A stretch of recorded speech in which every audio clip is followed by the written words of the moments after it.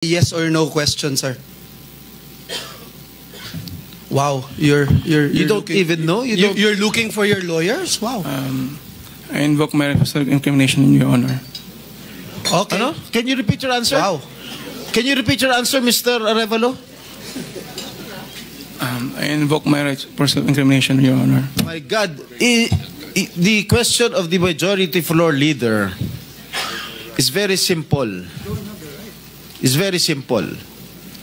Do you have any ghost project in any of the areas here in the Philippines?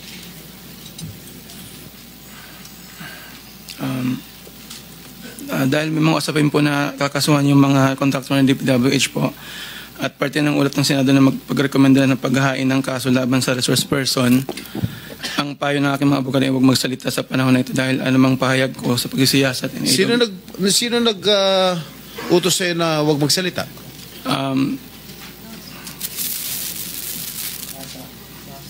Sino? May binabasa ka ba? Ginawa ko po, Your Honor.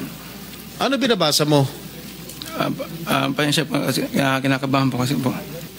Ang bira ka, sasagot ka ng ganyan, ghost project. Parang tinatanong ka kung tao ka, hindi mo alam kung tao ka.